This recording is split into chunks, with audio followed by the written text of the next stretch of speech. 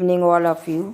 आज मैं class 7th का बाल महाभारत कथा का 11 चैप्टर पांडवों की रक्षा का पार्ट 2 समझाने जा रही हूँ। ब्राह्मण बड़े दुखी हृदय से अपनी पत्नी से कह रहा था, कितनी बार मैंने तुम्हें समझाया है कि इस अंधेर नगरी को छोड़कर कहीं और चले जाएं। ब्राह्मण और उसकी पत्नी में आपस में बात हो रही है कि इस अंधेर नगरी को छोड़कर हम लोग कहीं और चलते हैं, पर तुम नहीं मानी। यही हट करती रही कि यह मेरे बाप दादा का गांव है और यहीं रहूँगी। बोलो, अब क्या कहती हो? अपनी बेटी की भी बलि कैसे चढ़ा दूँ? अब वो बोलने लगा कि मैं अपनी बेटी की बलि कैसे चढ़ा दूँ, यानी कि राक्षस को के पास मैं अपनी बेटी को कैसे भेज दूँ और पुत्र को कैसे काल कवालित होने दूँ और पुत्र को भी कैसे मौत के मुँह में डाल दूँ। यदि मैं शरीर त्यागता हूँ तो फिर इन अनाथ बच्चों का भरण पोषण कौन करेगा? अगर मैं अपना शरीर को त्याग दूं या आत्महत्या कर लूं तो मेरे अनाथ बच्चों का पालन पोषण कौन करेगा? हाय, मैं अब क्या करूं? और कुछ करने से तो अच्छा उपाय यह है कि सभी एक साथ मौत को गले लगा लें।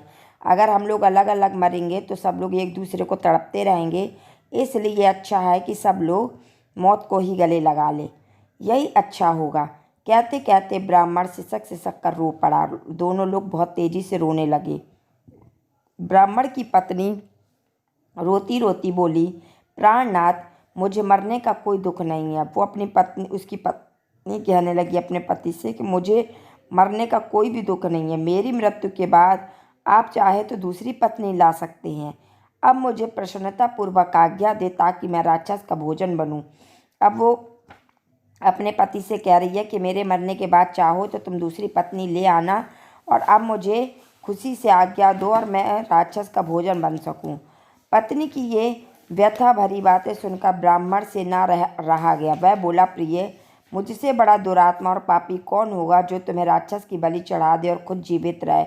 वो अपने आप को दोषी और पापी मानने लगता है कि मेरे जीते जी मेरी पत्नी राक्षस का भोजन बन जाए और मैं जीवित रहूं।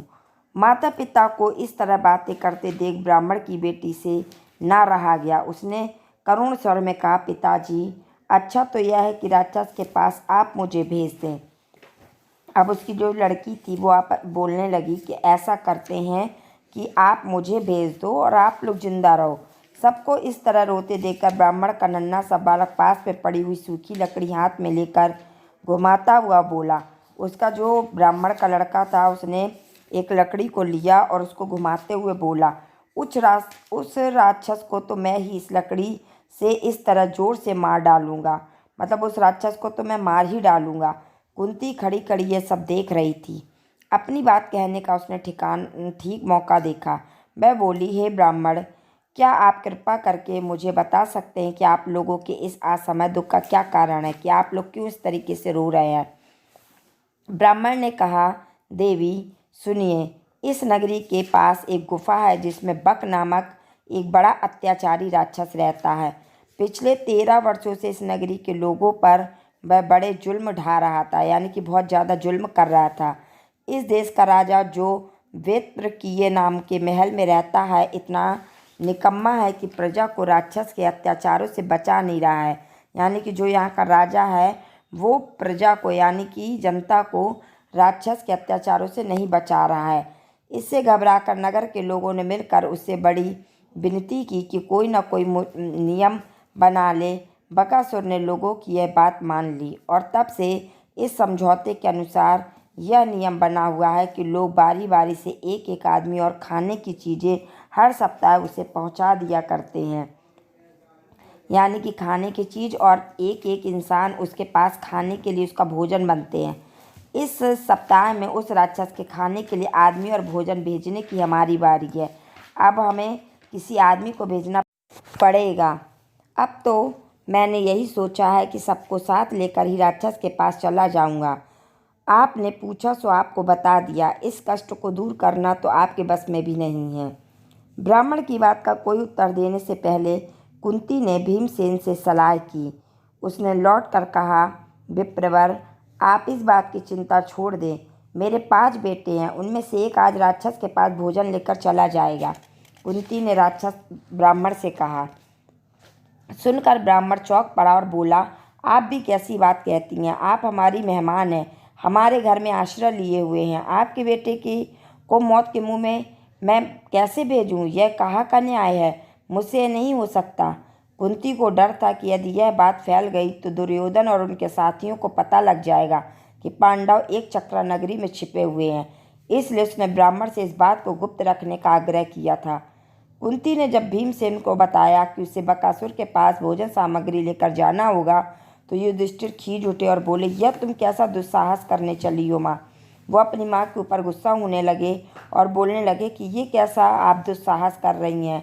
युधिष्ठिर की इन कड़ी बातों का उत्तर देते हुए कुंती बोली, बेटा युधिष्ठिर, इस ब्राह्मण के घर में हमने कई दिन आराम से बिताए हैं। जब इन पर मुसीबत पड़ी तो मनुष्य होने के नाते हमें इनका बदला चुकाना ही चाहिए।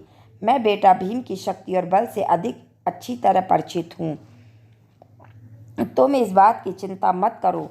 जो हमें वाराणसी से यहाँ तक उठा लाया, जिसने हिडम्बा का वध किया, उस भीम के बारे में मुझे ना तो कोई डर है न चिंता। और भीम को बकासुर के पास भेजना हमारा कर्तव्य है। इसके बाद नियम के अनुसार नगर के लोग खाने पीने की चीज़ें गाड़ी में रखकर ले गए और भीमसेन उछल कर गाड़ी में बैठ गया। शहर के लोग भी बाजे बजाते हुए कुछ दूर तक उसके पीछे पीछे चले और एक निश्चित स्थान पर लोग रुक गए और अकेला भीम गाड़ी दौड़ाता हुआ आगे गया। उधर राक्षस मारे भूख के तड़प रहा था। जब बहुत देर हो गई तो बड़े क्रोध के साथ वह गुफा के बाहर आया। देखता क्या है कि एक मोटा सा मनुष्य बड़े आराम से बैठा हुआ भोजन कर रहा है। यह देखकर बकासुर की आंखें क्रोध से एकदम लाल हो गईं। उसे ये लग रहा था कि भोजन मेरे लिए आया है, लेकिन ये इतनी देर से आया और खुद भोजन करने में लगा है। ये सारी चीज़ों को सोचकर उसे बहुत तेज गुस्सा आ गई। इतने में भीमसेन की भी निगाहें उस पर पड़ीं। उसने हंसते हुए उसका नाम लेकर पुकारा। भीमसेन की यह छिटाई देखकर राक्षस गुस्से में भर गया। जब भीम ने उसका नाम लेकर उसे बुलाया तो राक्षस को और भी तेज गुस्सा आया और तेजी से भीमसेन पर झपटा।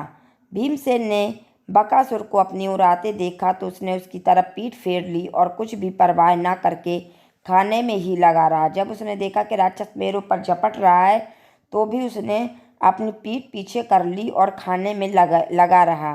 खाली हाथों काम न बनते देखकर राक्षस ने एक बड़ा सा पेड़ जड़ से उखाड़ लिया। जब उसने देखा कि मैं खाली हाथ हूँ और मैं उससे लड़ नहीं पाऊंगा तो उसने एक पेड़ को जमीन से उखाड़ लिया और उसे भीमसेन पर दे मारा, परंतु भीमसेन ने बाएं हाथ पर उसे रोक लिया। दोनों में भयानक लड़ाई हुई और भीमसेन ने बकासुर को ठोकरे मार कर गिरा दिया और कहा, दुष्ट राक्षस, जरा विश्राम तो करने दे। मतलब भीमसेन राक्षस को ललकारने लगा और बोलने लगा कि दुष्ट राक्षस, जरा आराम तो करने दे। थोड़ी देर सुस्ता कर भीम ने फिर कहा, अच्छा अब उठो। फिर उसने उसको ललकारा और बकासुर उठकर भीम के साथ लड़ने लगा। भीमसेन ने उसको ठोकरे लगाकर फिर गिरा दिया। इस तरह बार बार पछाड़ खाने पर भी राक्षस उठकर भिड़ जाता। वो उठ जाता और फिर से लड़ने लगता। आखिर भीम ने उसे मुंह के बल गिरा दिया और उसकी पीठ पर घुटनों की मार देकर उसकी रीढ़ तोड़ डाली और फिर उसने उसको ज़मीन पर गिराया और उसकी पीठ पर घुटनों से मारा और उसकी रीढ़ की हड्डी तोड़ दी। राक्षस पीड़ा के मारे चीख उठा और उसके प्राण पखेरु उड़ गया, उसके प्राण निकल गए। भीमसेन उसकी लाश को घसीट लाया और उसे नगर के फाटक पर जाकर पटक दिया और वो उसकी लाश को घसीटता हुआ लाया और उसने नगर के फाटक पर उसकी लाश को पटक दिया। फिर उसने घर आकर माँ को सारा हाल बताया। आई होप कि आपको ये वीडियो समझ में आई होगी। Thank you.